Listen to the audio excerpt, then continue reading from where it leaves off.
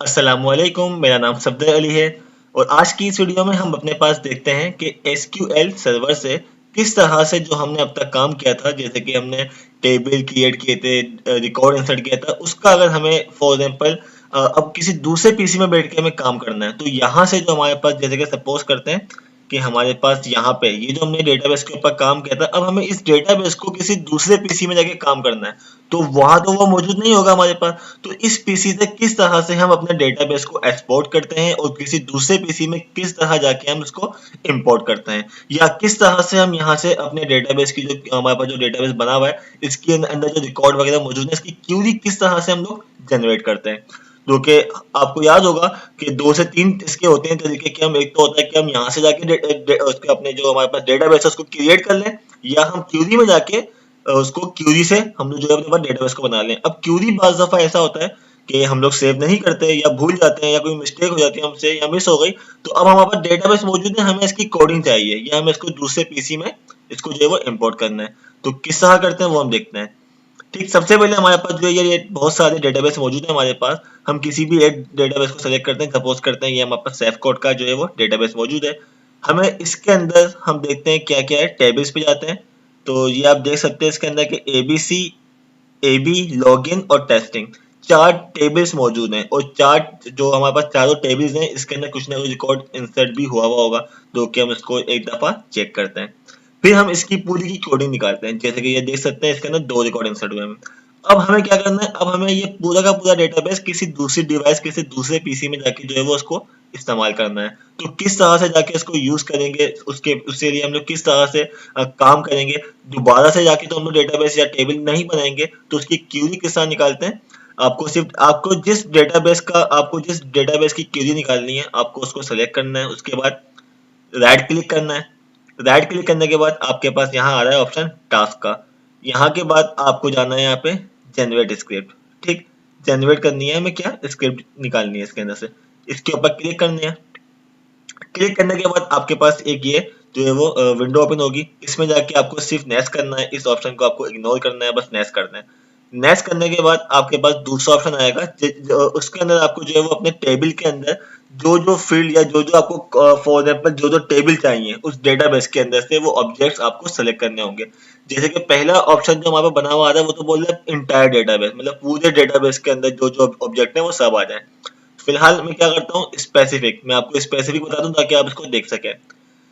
Specific में क्या है कि हम अपनी मर्जी से टेबल, जैसे कि ये हमारे पास टेबल्स आ रहे हैं, मैं इसको ऑन करता हूँ, जो डेटाबेस के ऊपर सेलेक्ट करके मैं इस ऑप्शन तक आया हूँ उस डेटाबेस के सारे टेबल आपको ये दिखा रहा होगा। जैसे कि अगर मैं यहाँ से जाके भी ऑन करूँ सेव कोड, तो ये टेबल आप देख सकते हैं, ए बी, एबीसी और लॉगिन। इसी तरह से मैं आपको यहाँ भी दिखा सकता हूँ ए बी, एबीसी, लॉगिन और टेस्टिंग। जो यहाँ मौजूद है वही हमारे पास टेबल यहाँ आ रहे हैं। अगर मुझे एक टेबल का फॉर एग्जांपल स्क्रिप्ट चाहिए, इसकी क्यूरी चाहिए, तो मैं सिर्फ एक टेबल को सेलेक्ट करूंगा। अगर आपको सारे की चाहिए तो आप यहाँ से सब सेलेक्ट कर सकते हैं। ठीक, यूजर्स क्या है इसको आप अभी फिलहाल इग्नोर कर दें। यूजर्स बेसिकली अगर आप लोगों के पास ये ऑप्शन शायद ना आ रहा हो, जो कि मैंने प्रीवियस वीडियो में अपने पास डेटा कंट्रोल लैंग्वेज डीसीएल किस तरह से यूजर क्रिएट करते हैं मैंने वो बताया था। तो ये इस तरह से मेरे पास मल्टीपल यूजर्स भी आ रहे हैं बने में, जो कि मैं अब तक बना चुका हूँ इसके अंदर, तो मेरे पास यूजर्स भी आ रहे हैं। फिलहाल मुझे इसका कोई काम नहीं है, आपको इसको सेलेक्ट नहीं करना। बस आपने टेबल सेलेक्ट किया, सारे के सारे आपने टेबल सेलेक्ट करने के बाद यहाँ से नेक्स्ट करते हैं। नेक्स्ट करने के बाद अब जो ये ऑप्शन आ रहा है आपके पास, ये थोड़ा सा इंपॉर्टेंट है। इसके अंदर होता क्या है कि इसके अंदर हमारे पास जो बाय डिफॉल्ट, अगर मैं बस नेक्स्ट नेक्स्ट करता चले जाऊं, तो बाय डिफॉल्ट जो हमारे पास इसकी क्यूरी आती है, जो हमारे पास बाय डिफॉल्ट जो क्यूरी जनरेट करता है, वो सिर्फ और सिर्फ इसका एक, ये समझ लो कि एक नक्शा होता है कि कितने कॉलम्स हैं, कितनी फील्ड्स हैं, किस क्या क्या टाइप की फील्ड्स हैं, लेकिन उसके अंदर का डेटा लेके नहीं आता। जस्ट लाइक ये समझ लो कि आप इसका पूरा का पूरा स्कीमा लेके आता है, उसके अंदर का डेटा लेके नहीं आता। अगर आपको उस टेबल के कॉलम और डेटा दोनों चाहिए, तो आप यहाँ जाएंगे एडवांस के अंदर, एडवांस पे क्लिक किया। एडवांस पे क्लिक करने के बाद थोड़ा सा नीचे आएंगे हम यहाँ पे, तो यहाँ पे आप देख सकते हैं type of data to script, किस टाइप का डेटा जो है वो हमें उसकी स्क्रिप्ट निकालनी है। तो यहाँ पे आपके पास जो सेलेक्ट हुआ होता है बाय डिफॉल्ट वो होता है स्कीमा। तो हम स्कीमा मतलब कि सिर्फ और सिर्फ उसका टेबल का ढांचा, जिसके अंदर उसके कॉलम्स होंगे, जो कि हमारे पास सिर्फ और सिर्फ एक किस्म का स्ट्रक्चर होगा, उसके अंदर कुछ नहीं होगा डेटा वगैरह। या अगर आपको सिर्फ वो चाहिए डेटा, तो आप जाके डेटा ओनली कर लेंगे। फिलहाल हमें स्कीमा और एंड डेटा दोनों चाहिए, तो आप जाके सेकंड वाला ऑप्शन जो है सिलेक्ट कर लेंगे। ठीक, इससे आपके पास जो है वो दोनों चीजें आ जाएंगी। कहाँ से आएगा ये ऑप्शन? एडवांस में जाके, एडवांस पे क्लिक करेंगे, थोड़ा सा नीचे जाएंगे, यहाँ पे स्कीमा एंड डेटा। ठीक, उसके बाद आपकी जो स्क्रिप्ट है स्कीमा एंड डेटा वो कहाँ आपको सेव करनी है, या किस नाम से सेव करनी है और कहाँ सेव करनी है। बाय डिफॉल्ट जो सेव होती है वो कहाँ होती है? Documents script dot SQL. हम बोलते हैं सही है, अगर आपको चेंज करनी है तो आप यहाँ पे जाके डेस्कटॉप पे अपनी मर्जी से कोई भी फाइल का नाम दे दें। जैसे कि मैं यहाँ दे देता हूँ कि ABC, किसी भी नाम से जो आप फाइल का नाम दे दें, यहाँ पे उसकी टाइप देख सकते हैं क्या आ रही है, डॉट एसक्यूएल आ रही है। सेव करते हैं। सेव करने के बाद और किसी चीज को आपको छेड़ना नहीं है, बस नेक्स्ट करना है। नेक्स्ट करने के बाद आपको ये बता रहा होता है कि भाई कहाँ फाइल जा रही है, ABC डॉट इसके नाम से जा रही है, डेटाबेस क्या है आपका, क्या क्या ऑब्जेक्ट जो हमने अब तक काम किया उसके बारे में आपको बता रहा होता है। फिलहाल हम इसको नेक्स्ट करते हैं। अब नेक्स्ट करने के बाद यहाँ पे आपके पास जो है वो थोड़ा सा टाइम लेगा, और उसके बाद आपके पास जो जो टेबल्स मौजूद थे उन सबकी वो स्क्रिप्ट को जनरेट कर देगा। यहाँ आप देख सकते हैं कोई एरर नहीं आया। अगर कोई चीज सही तरह से नहीं हो मतलब होगी तो उसके ऊपर क्लोज बना हुआ आ जाएगा टिक की जगह पे। फिलहाल ऐसा कुछ नहीं है, यहाँ पे हमारे पास सब पूरा काम प्रॉपर है। हम इसको फिनिश कर देते हैं। फिनिश करने के बाद अब हम जाते हैं डेस्कटॉप पे। ये आप देख सकते हैं ABC के नाम से हमारे पास जो है वो उसका जो है वो डेटाबेस समझ लें आप, उसका एक्सपोर्ट हो चुका है।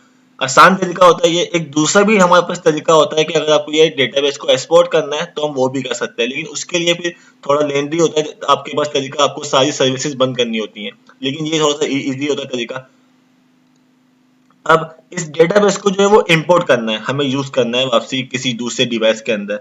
तो ये हमारे पास डॉट एसक्यूएल की फाइल आ गई है। इसको हम ओपन भी कर सकते हैं नोटपैड के ऊपर भी। फिलहाल मैं एसक्यूएल के ऊपर ऑन करता हूँ ताकि जल्दी से जो है वो उसको आपको इंपोर्ट करना भी बता दूं। अब ये मुझे ये देखा आप, ये पूरी की पूरी क्यूरी आ गई है। ये पूरी की पूरी जो क्यूरी है उसने जनरेट कर दिया है हमें। यहाँ पे जाके आप देख सकते हैं कि ये मेरे पास जो भी इंसर्ट का डेटा था ये सब मौजूद है यहाँ पे। इसके अलावा ऊपर पूरे टेबल भी उसने क्रिएट कर दिए। अब ये किस तरह से एग्जीक्यूट करेंगे आप इसको आप इसको सब सेलेक्ट करके एक साथ भी एग्जीक्यूट कर सकते हैं, या आप इसको जो है वो अलग अलग भी जो है वो एग्जीक्यूट कर सकते हैं।